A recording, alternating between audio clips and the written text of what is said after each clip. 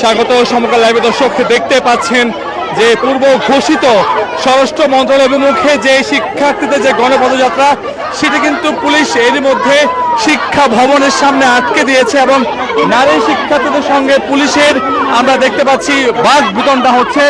আমরা এখানে যদি দেখাই আপনাদের একটু উত্তেজনাকর পরিবেশ এই মুহূর্তে তৈরি হয়েছে সচিবালয়ের সামনে।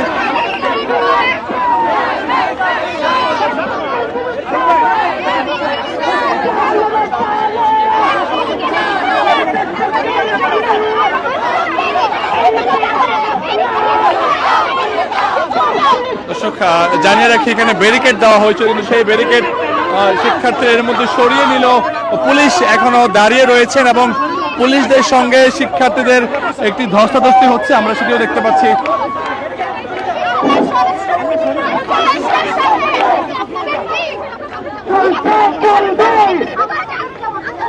কি হয়েছে বলবেন কি আপনাদের সাথে এমন করা হচ্ছে?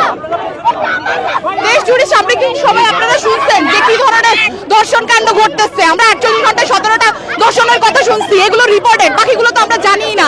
সেখানে আইন মন্ত্রী স্বরাষ্ট্র উপদেষ্টা তার দায়িত্ব পালনে পুরোপুরি ব্যর্থ হয়েছে। সে আমাদের নিরাপত্তা নিশ্চিত করতে পুরোপুরি ব্যর্থ। তার কোনো লজ্জা নাই, সে পদত্যাগ করতেছে না। মাঝরাতে সে প্রেস ব্রিফিং করে, সে বলে যে আমরা আইন শৃঙ্খলা উন্নতির জন্য কাজ করতেছি, সামনে আরো বেটার হবে। কিন্তু আমরা 6 মাসে দেখতেছি যে আমরা ঘরেও নিরাপত্তা, বাইরেও নিরাপত্তা, নারীদের সকল জায়গায় অসুবিধা। আমরা এই ব্যর্থ স্বরাষ্ট্রমন্ত্রীর পদত্যাগ চাই।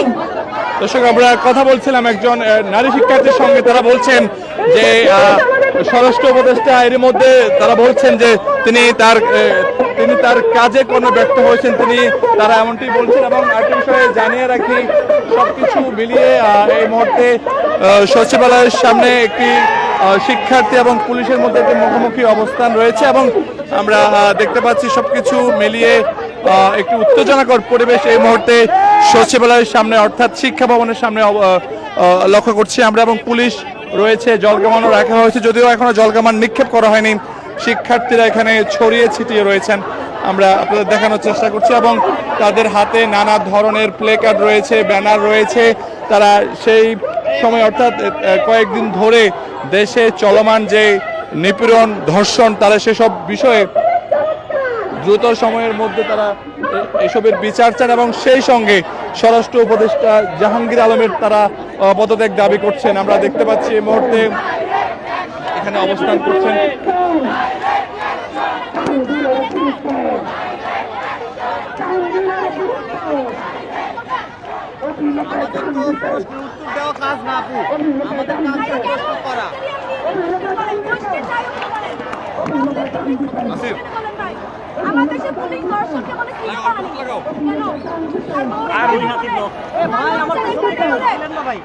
বলেন, রাত 9টার পরে কোথাও ট্রাফিক থাকে না, চারদিক দিয়ে রাস্তাঘাট জ্যাম। আপনারা কই থাকেন? বেতনের টাকায় চলতেছে।